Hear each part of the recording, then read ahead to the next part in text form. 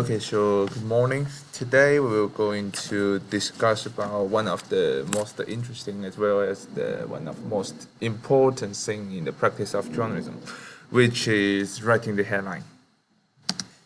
I think most of us sitting here as media consumers, we have got used to see those bold, big type words appearing at the front page of newspaper every day. So we know they are called headline. But do you really understand what headline is? And do you know how to write it? And do you know what things can help you to write a great headline? So if you are not sure about it, so I think this presentation will be helpful to you. So the first thing we need to make clear of is that why we need a headline. So headline serves for different functions. First, definitely is to attract the reader's attention. We need a headline to hook the reader's eyes. And the second is the headline is used to summarize the story because not all readers will read the whole story. So they really need something to give them the instructions to know about the story.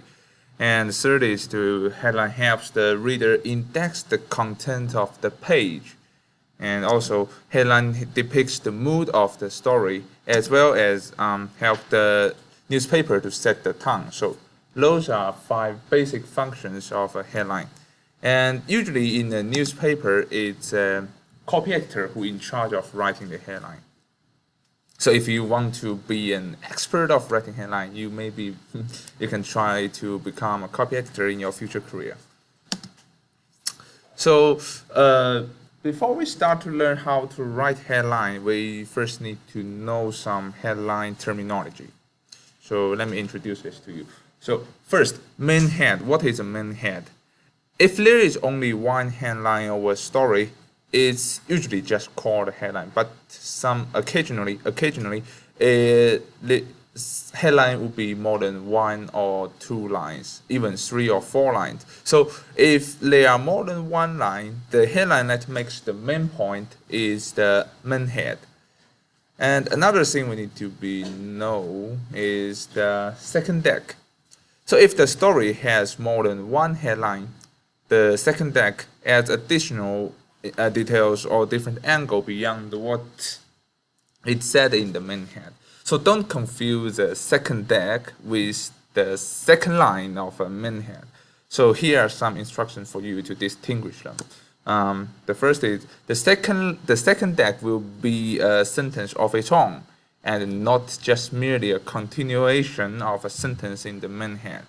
And the second deck normally will be given in a lighter type of space than the main head. And sometimes it will be italic. So here is an example. Berlin Wall crumbles. So definitely that's the main head of the headline.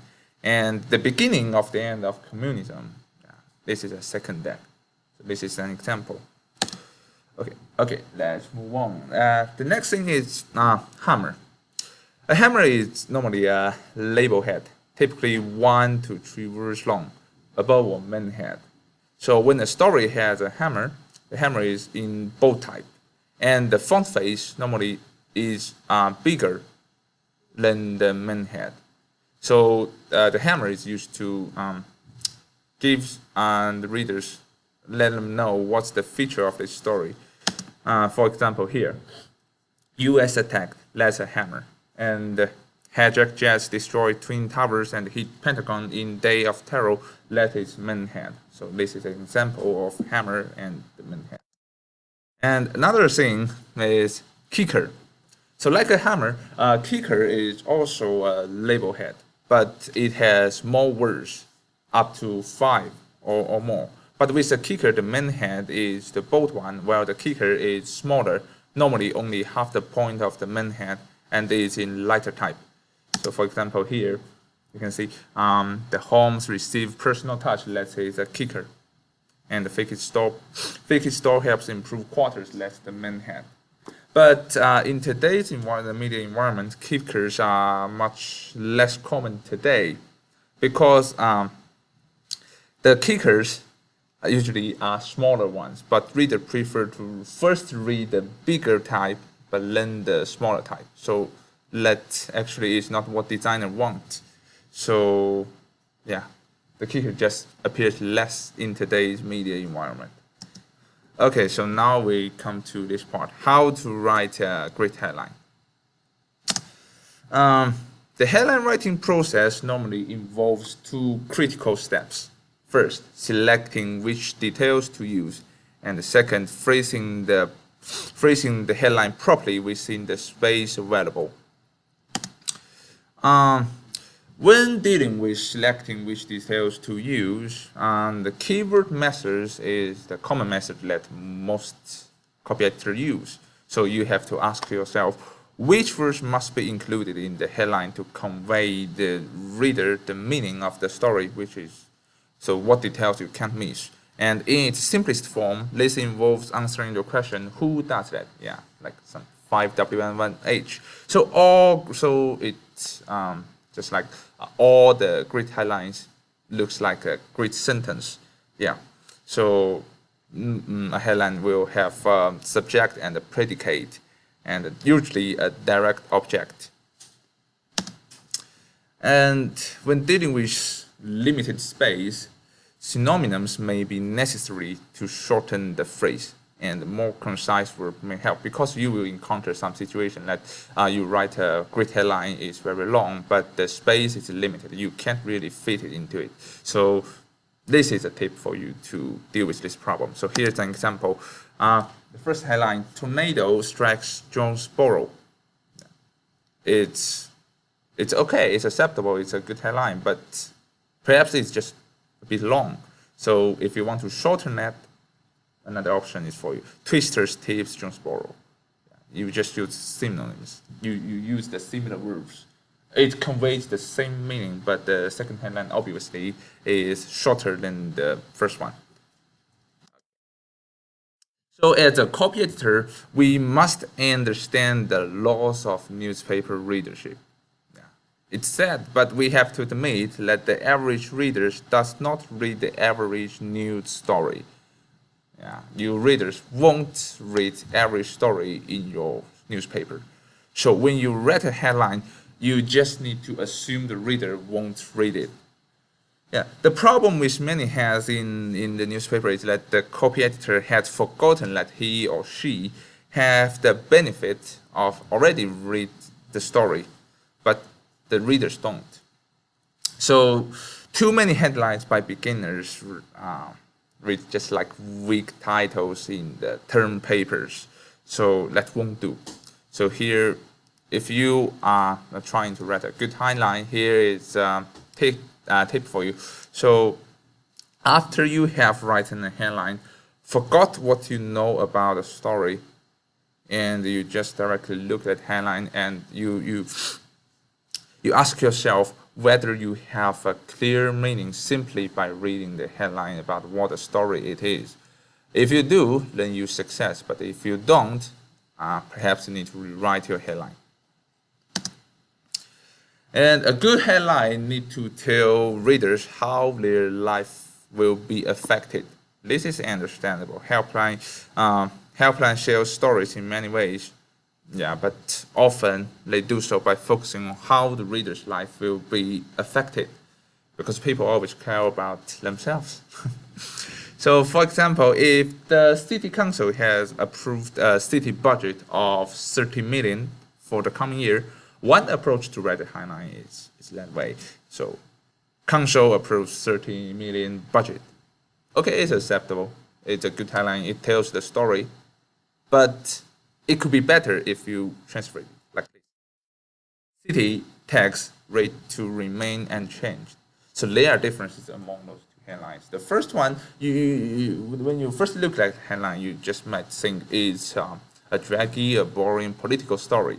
But when you read the second headline, you will know, oh, it's related to my life. So my life will be affected by that. So I will be interested to look at that. So just take note. Tell readers how their life will be affected. And also, a good headline helps readers determine what not to read. So most headlines that appear over news story are designed to inform, but not to entertain. So headlines that simply summarize the story as concisely and accurately as possible is the headline we are most seen in the newspaper. For example, U.S.-China to sign major grain deal. The headline like this won't receive prize. It's very simple. But a newspaper full of headlines that get straight to the point is a newspaper that's easy for readers to read. So the readers know what the story is about and can make an intelligent decision about whether to read them. Yeah. You need to help the readers to determine whether they want to read the story by writing an accurate, concise headline. And there are several things you need to take care of when you're writing a headline. First, don't overstate. Headlines should not go beyond the story, failing to give the qualifications contained in the story or confusing fact with speculations. Yeah, so for example here, West Louisville students at UL to get more aid. It's a headline. But if the lead said they may get it, it's not confirmed. You can't just write the headline like this. Yeah, it's an overstate. And also, don't command the reader. So, which means you can't begin your headline with a verb. Because headline begin with a verb like a command directly sent to the reader. So for example, save 8 from fire by another school life. Yeah. It's just like you are commanding someone, and readers won't feel comfortable with that. And another thing you need to take care of is avoid editorializing. So although limited of space in the headline we understand that there is limited space in the newspaper to contain a headline, but it's inappropriate to eliminate necessary attribution or qualifications and to use the loaded terms such as sucks, corpse, and deathbeds to describe the participants. So this results in an editorialized headline. So even one loaded terms will distort the story. So for example, if Syria, for reasons it can justify, turns down a compromise plan offered by the US concerning the Golan Heights problem. So if you write a headline like this, Syria spurns US compromise. So the headline actually creates a negative attitude among readers when it proclaims. So you really need to take care of that. Be objective and don't editorializing. And you also need to avoid sensationalizing. This is a common problem for journalists. Sensationalizing occurs when the headline writer spots headline writer spots a minor sensational element in the story and use it in the head.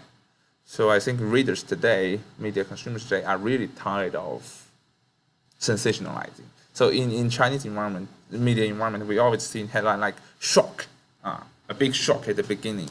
But after you click into it, you find out that the news is just a boring, a document, an empty one. It with nothing interesting to read. So avoid sensationalizing. It will. I don't really think readers will prefer to read sensationalized headline today.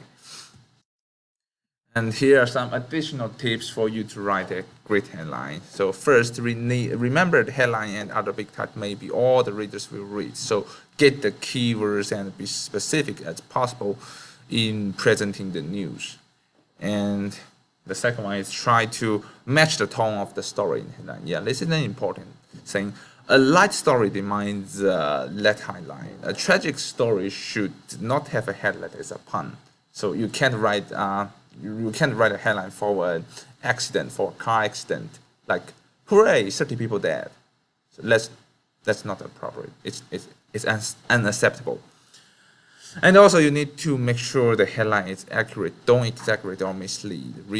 If you have some problem in your headline that is with some inaccurate issues, it's better for you to reread the story and try to make a new one. Yeah. So that's all of my presentation, and here is the most interesting part, interesting quiz. So first question, which of the following is a function of headline? Who knows? I think it's quite easy, quite obvious. Yeah, C, summarize the story. Headline is not used to distract readers, or also not to mislead readers, also not to make the readers confused. It has to summarize the story.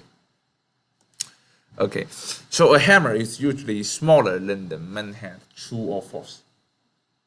Yeah, false. A hammer is normally should be bigger than the main head. Then the last one, beginning a headline with a verb is recommended. True or false? Yeah, it's quite easy. Beginning a headline with a verb is not recommended. Yeah, it's true. You can't begin a headline with a verb because it sounds like a comment. And yeah, that's all for my presentation. Thank you.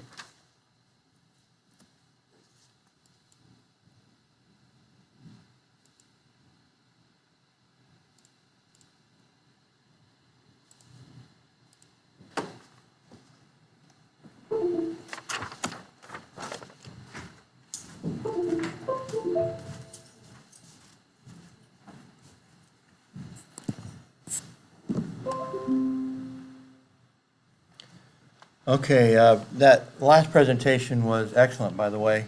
I hope you were paying attention, because headlining is one of the hardest things to do. And that was covered very thoroughly and appropriately. We kind of, let me get the projection going up here again. I'm not sure that I could have done any better than that. That was very well done. And so actually I might take his and recommend it to all the students rather than just our group here. I doubt that anybody else is going to do any better than that, but we'll see. We could just go ahead and bring up real quickly my work from yesterday, just to do a very quick review of it.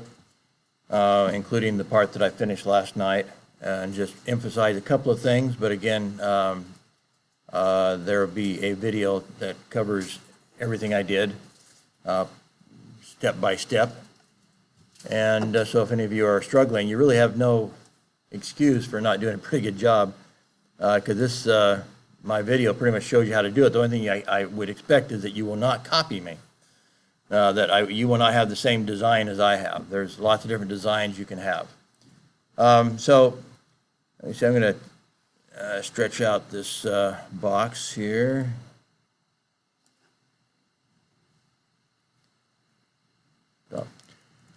Okay, so this again is the front page. I did finish it up.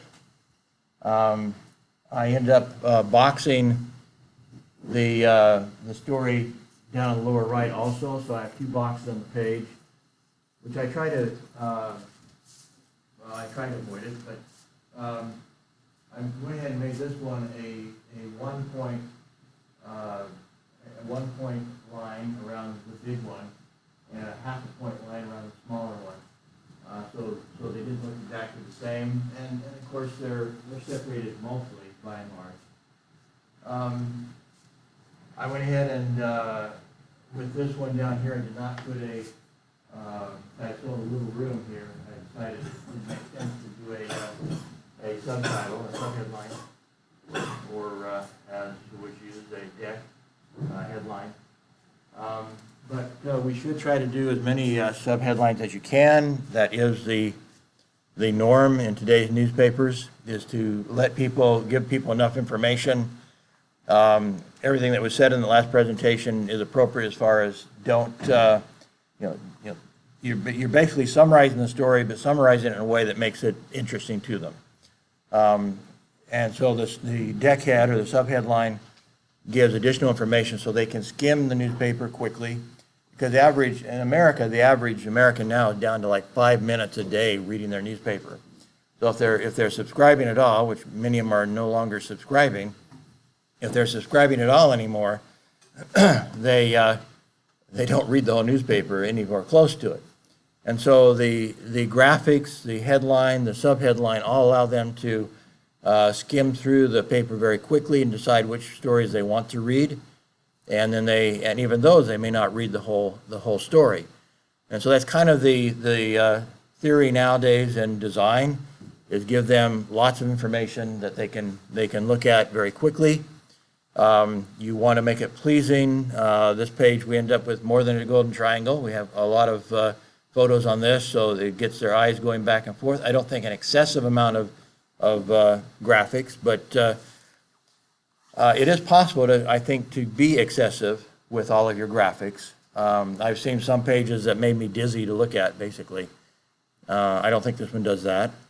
We're a little bit light in the lower left-hand corner. I probably, if I were to make a change right now, I'd put this half-column mug of this runner further, probably over in the second column, to bring the eyes back over into that area. But other than that, it is a little bit heavy to the right, for sure. But enough graphics around, and again, headlines are graphics, and subheadlines are additional graphics. Drop caps in both of the boxed stories are also a type of graphic. I did not take the time to do any pull-out quote or anything. Maybe I should demonstrate how to do that, but that probably be next when you get back from your break. I'll get into. Not that it's necessarily all that difficult. You've seen them before. I think you have an idea now how to do it. But anyway, we'll talk about it when you get back from break. The main thing, let me go ahead and zoom in here a little closer. I'll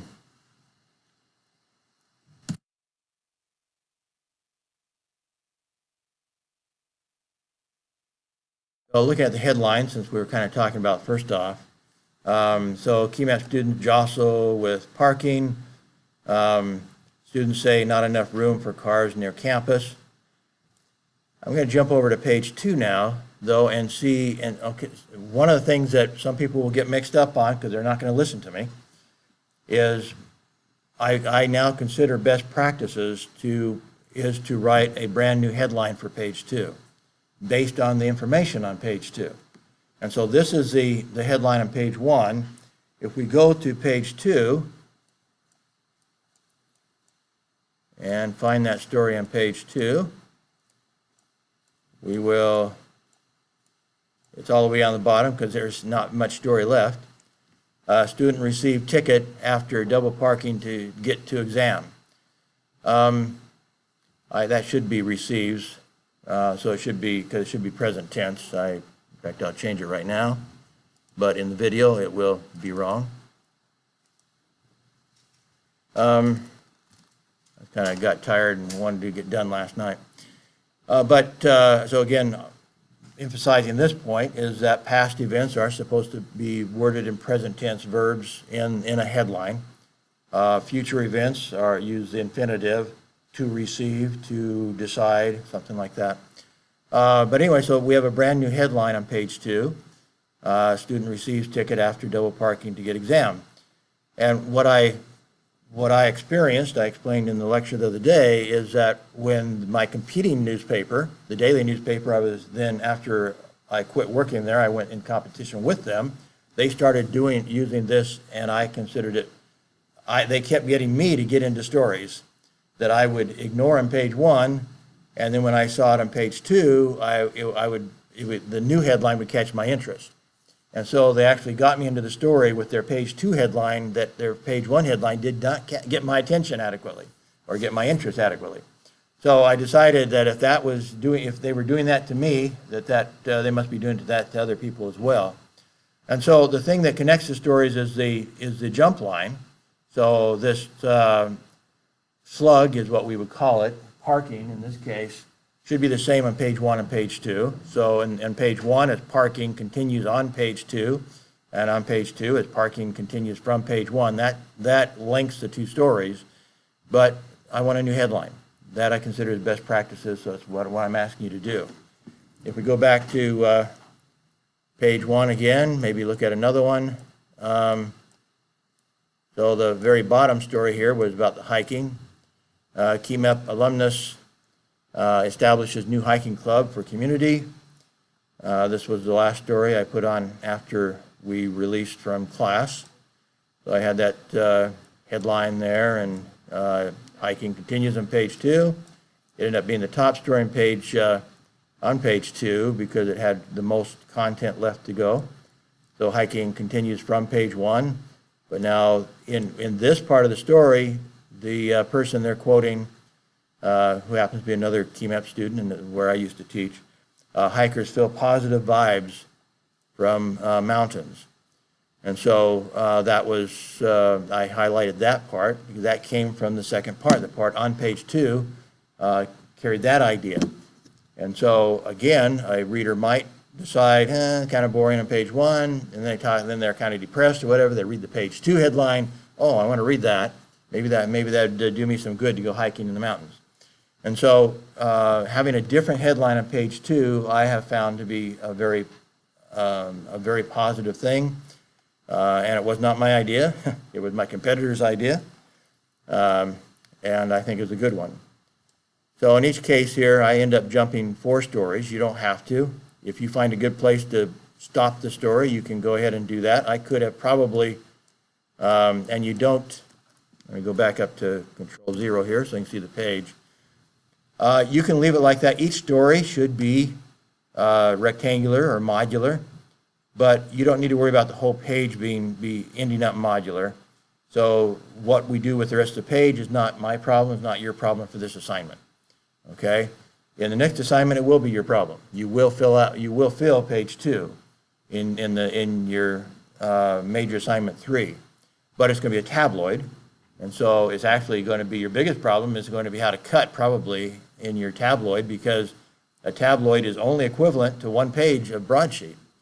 And so the fact that I have this much extra type for my assignment, for myself, means I've got a problem when I get to a tabloid. I only have enough room in a tabloid for 2 pages is the equivalent, as I said, to 1 page of a broadsheet. So I'm way over on when I go to a tabloid. You may think you have, well, anyway, in your jump, just leave it. Every story should be put in appropriately with this headline and with the jump line. And if you have some extra photos, if you have time, put them in, make it look nice. But all you're required to do is just, I want to see that you know how to jump, that the text itself is jumping. So if I come in here and I hit Control, let me do this, this one here, that's fine. Control A here. If I go up to page 1, it should also have selected the text here. So I will very quickly be able to tell whether your boxes on page 1 and 2 are linked. That's all I have to do is click in either box and hit Control A and see that it's selected everything in both boxes. So that's important that you have them linked together. I show in the video how to do that. So it's now in my example, you can copy me or you can do it differently. But what I did was before I started page 2, I drew boxes out here on the side, and I put the jump. I wanted to see how much jump there was, because when it finally got down to it, actually this story here only had like 1 line left on it. And so I saw by putting the additional text box up here and linking this with the text box out here, that it made no sense to jump that story for 1 line. So I went ahead and reduced the text in here and made it all fit on page 1. So there are some advantages to creating your jump box over here first, and then all I did was just drag that jump box down to page 2. Now that's one way of doing it, but you can put your jump boxes on page 2 and link them directly that way. But it may be easier for you to see, and also easier for you to plan your page 2 if you see how much jump you have, and even know whether or not you need whether you need to jump a story.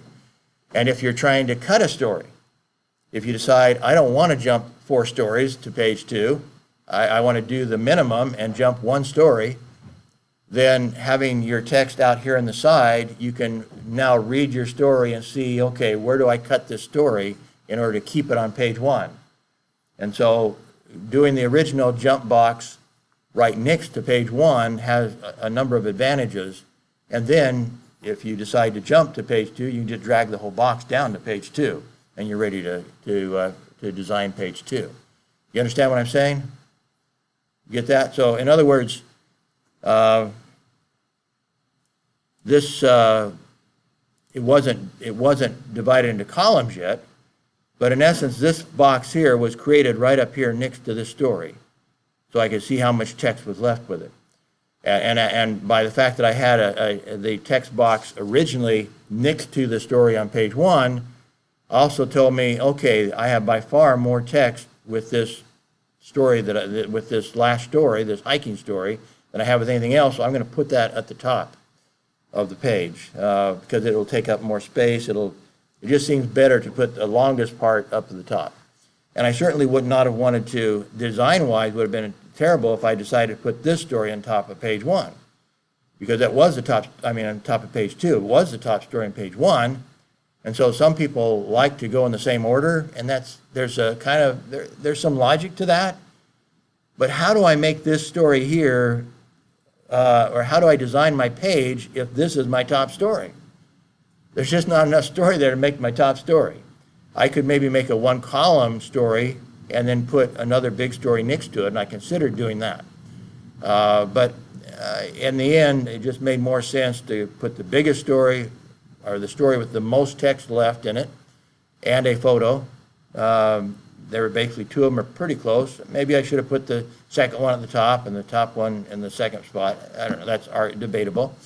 But they're both at the top of the page anyway. And then put the stories that didn't have much text left at the bottom, and just not worry about, I could have put like this one here on the holiday. I could have put another photo in there, but it's not required for this assignment. So I didn't want to overdo and make you feel like you had to do more than you have to do. As it is, I did more than you have to do. Okay, you just have to jump 1 story, but you do have to, if you're only going to jump 1 story, you have to end the stories on page 1. You have to finish your editing.